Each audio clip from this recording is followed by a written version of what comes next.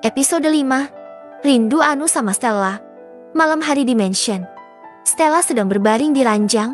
Dia merasakan tubuhnya begitu lemas. Saat akan memejamkan mata, tiba-tiba ponselnya berdering. Stella mengabaikan panggilan itu. Dia menutup tubuhnya dengan selimut dan berusaha untuk tidur. Ponselnya berdering kembali. Stella merasa kesal dengan orang yang mengganggunya tengah malam.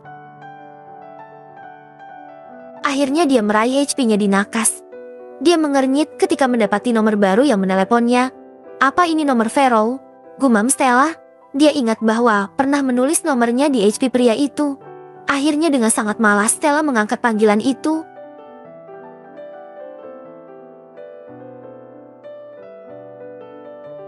Halo, Hening. Hei, apa ini Vero? Kenapa malam-malam telepon? Aku mengantuk sekali.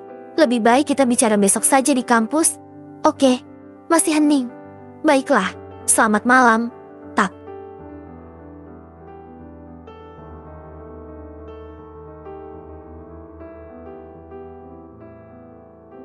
Stella mematikan panggilannya karena tidak mendapat jawaban. Mungkin sinyalnya sedang jelek, pikirnya. Tapi di sisi lain, ada seorang pria yang sedang menahan amarah. Ya, dia adalah David. Pria itu sangat kesal ketika Stella menyebutkan nama pria lain. Stella, kenapa kamu berubah? Aku tidak suka kamu menyebut pria lain. Gumam David meremas ponselnya. Kemarin dia belum sadar bahwa selama ini Stella selalu ada untuknya. Hampir tiap hari gadis itu menyempatkan diri untuk menemuinya di kantor, selalu memberi pesan dan perhatian yang romantis. Dan rasa ketergantungan itu sudah hadir dengan sendirinya. Tapi semenjak David mengatakan akan menikahi Anna, Stella telah berubah. Gadis kecilnya itu sudah tidak mau menemuinya lagi. David mungkin belum menyadari bahwa dia telah menyakiti hati Stella sedalam-dalamnya. Dia hanya merasa bahwa setiap ucapan cinta dan perhatian dari Stella hanyalah sebuah ungkapan seorang gadis kecil. Tapi nyatanya sekarang dia merasakan candu terhadap gadis kecil itu. Kecanduan akan kehadirannya, perhatiannya, dan sekarang dia merasa kecanduan dengan bibir manisnya. Ya, sekarang David menjadi frustasi dan gila akan sikap gadis kecil itu. Sikapnya yang semakin jauh. Tidak pernah lagi menghampirinya dan bahkan berpura-pura tidak mengenalnya. Apa aku sudah keterlaluan terhadapnya, gumam David? Dia menyadari bahwa Stella sudah seperti energi untuk dirinya. Bahkan hanya dengan membaca setiap pesan mesranya, hati David menjadi tenang. Kamu adalah milikku lah. Hanya milikku. Keesokan harinya.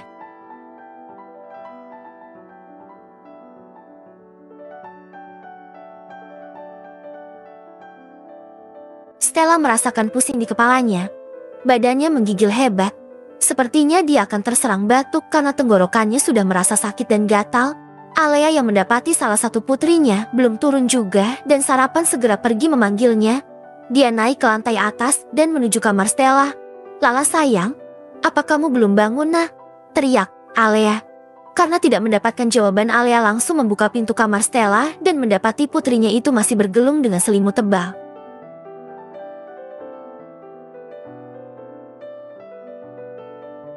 Sayang, ada apa denganmu? Kenapa belum bangun juga? Tanya Alea mendekat dan duduk di sisi ranjang. Dia sangat terkejut ketika mendapati badan putrinya menggigil dan terasa sangat panas. Lala, lebih baik kamu istirahat saja. Nanti Mam akan memanggilkanmu dokter. Akhirnya Alea menelepon dokter pribadi dan memeriksa Stella. Sang dokter mengatakan bahwa Stella terkena demam dan radang tenggorokan. Sampai akhirnya Stella harus berbaring di ranjang dan istirahat total.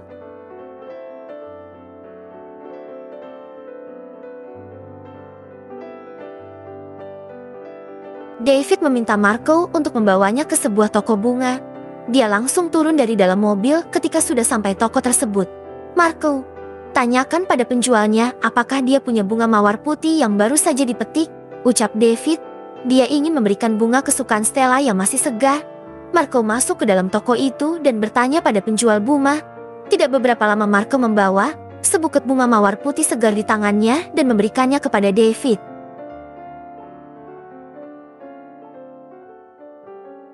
David menghirup bunga itu dan tersenyum. Bukankah Stella sangat menyukai bunga ini?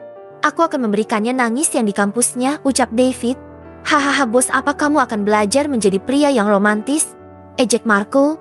David tidak menanggapi ejekan asistennya itu dan langsung masuk ke dalam mobil. Akhir-akhir ini dia sering mendapatkan ocehan dari Marco. Dasar budak cinta, seru Marco.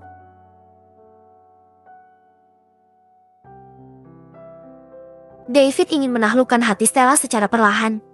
Gadis kecilnya itu sekarang sudah menjadi wanita dengan segala pesona.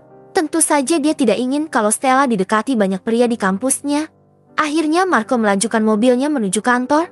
Sesudah sampai di ruang kerjanya, David meletakkan bunga itu di meja kerjanya di samping sebuah bunga yang sama, tapi sudah agak layu. Bunga yang dulu dibawa oleh Stella pada saat David dan Anna sedang berciuman. Dia ingat ketika itu, setelah Stella pergi, David menemukan sebuket bunga mawar putih di ambang pintu ruang kerjanya. Maafkan aku Stella. Aku menyesal telah membuatmu menangis, gumam David. Tapi setelah ini dia berjanji tidak akan membuat gadis kecilnya itu mengeluarkan air matanya lagi. Bersambung.